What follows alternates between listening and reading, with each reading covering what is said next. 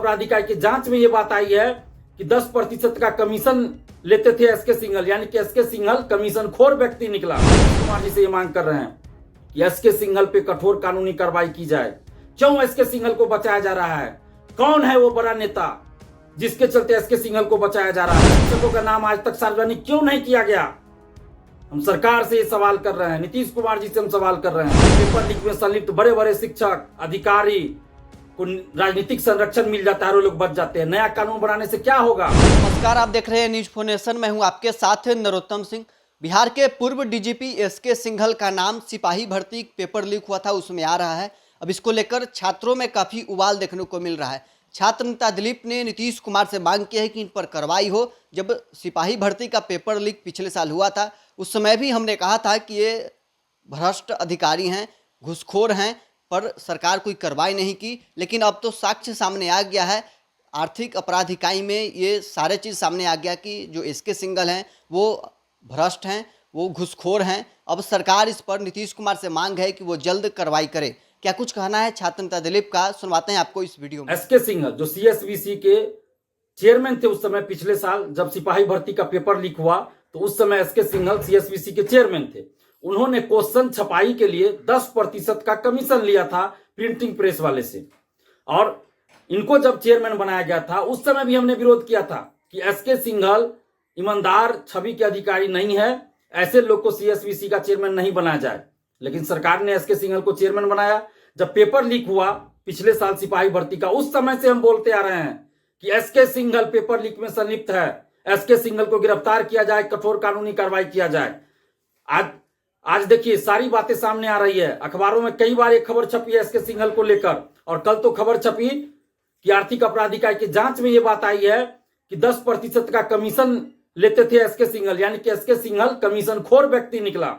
ये बिहार के डीजीपी रह चुके हैं। अब आप सोचिए, कोई व्यक्ति जो बिहार का डीजीपी रह चुका हो और वो सीएसवीसी सिपाही भर्ती बोर्ड का चेयरमैन बने और वो 10% का कमीशन लेता है, तो आप सोचिए कि डीजीपी रहते हुए उन्होंने क्या क्या किया होगा बिहार में, और कानून व्यवस्था के साथ कितना खिलवाड़ किया होगा। हम सरकार से ये मांग कर रहे हैं, नीतीश कुमार जी से ये मांग कर रहे हैं कि एसके सिंघल पे कठोर कानूनी कार्रवाई की जाए। क्यों एसके सिंघल को बचाया जा रहा है? कौन है वो बड़ा नेता जिसके चलते एसके सिंघल को बचाया जा रहा है? और पटना के वो 3 शिक्षक कौन है? 1.5 महीना पहले पटना के अखबारों में खबर छपी थी कि पटना के 3 कोचिंग शिक्षक सिपाही भर्ती पेपर लीक और बीपीएससी टीआरई 3 पेपर लीक में संलिप्त है। तो उन तीन शिक्षकों का नाम आज तक सार्वजनिक क्यों नहीं किया गया? हम सरकार से ये सवाल कर रहे हैं, नीतीश कुमार जी से हम सवाल कर रहे हैं कि उन 3 शिक्षकों का नाम सार्वजनिक क्यों नहीं किया जा रहा है? कौन है वो नेता जो इन लोगों को बचा रहा है, संरक्षण दे रहा है? कौन राजनीतिक संरक्षण दे रहा है? बिहार के लाखों छात्र युवाओं के भविष्य के साथ खिलवाड़ हो रहा है। जब भी पेपर लीक होता है बिहार के लाखों छात्र युवाओं के कैरियर को बेचा जाता है, उनके सपनों को बेचा जाता है, उनकी नौकरी को बेचा जाता है। और पेपर लीक में संलिप्त बड़े बड़े शिक्षक अधिकारी को राजनीतिक संरक्षण मिल जाता है और लोग बच जाते हैं। नया कानून बनाने से क्या होगा? जब आप बड़े बड़े लोगों को पेपर लीक में जो संलिप्त रहते हैं वैसे बड़े बड़े लोगों को जब बचा ही लीजिएगा तो नया कानून बनाने का क्या फायदा? बिहार के छात्र युवाओं सहित बिहार की 14 करोड़ आम जनता ये जानना चाहती है, जानने का हक है कि कौन है पटना का वो 3 शिक्षक जो पेपर लीक में संलिप्त है। उसका नाम सार्वजनिक होना चाहिए, उस पर कठोर कानूनी कार्रवाई होनी चाहिए, उसका कोचिंग बंद होना चाहिए और एसके सिंघल पे जल्द से जल्द कठोर कानूनी कार्रवाई हो। एसके सिंघल को गिरफ्तार करके जेल भेजा जाए और भी जो लोग इसमें संलिप्त हो उन सभी पे कठोर कानूनी कार्रवाई होनी चाहिए। ये कैसा कानून का राज है नीतीश जी आपका? ये कैसा सुशासन का राज है? ये कैसा भ्रष्टाचार पे जीरो टॉलरेंस है आपका नीतीश जी? जहां एसके सिंघल को बचाया जा रहा है, जहां 3 शिक्षकों का नाम सार्वजनिक नहीं किया जा रहा है पेपर लीक में जो संलिप्त है, क्यों नहीं नाम सार्वजनिक किया जा रहा है? कौन है वो पटना का 3 शिक्षक? और इन शिक्षकों को किसका संरक्षण प्राप्त है? कौन नेता संरक्षण दे रहा है जिसकी वजह से पुलिस भी हिम्मत नहीं कर रही है ऐसे शिक्षकों से पूछताछ करने की और इनका नाम सार्वजनिक करने की?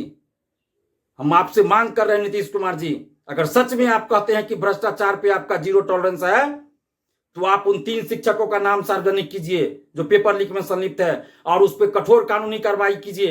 एसके सिंघल पे कठोर कानूनी कार्रवाई कीजिए और जेल भेजिए इन शिक्षकों को भी जो पेपर लीक में संलिप्त है और एसके सिंघल को भी।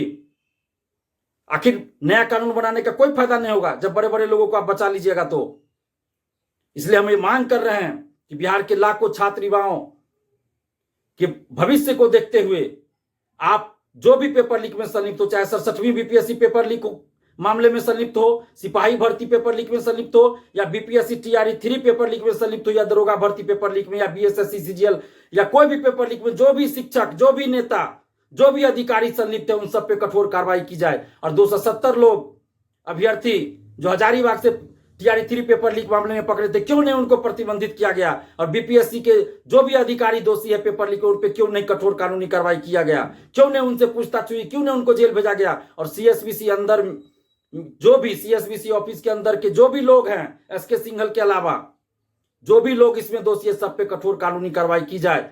हम ये मांग कर रहे हैं सरकार से कि जो भी संलिप्त हो पेपर लीक में, चाहे वो एसके सिंघल हो या पटना के 3 शिक्षक या और भी कोई शिक्षक, उन सब पे कठोर कानूनी कार्रवाई की जाए और जल्द से जल्द इन सब पे कानूनी कार्रवाई हो और जेल भेजा जाए।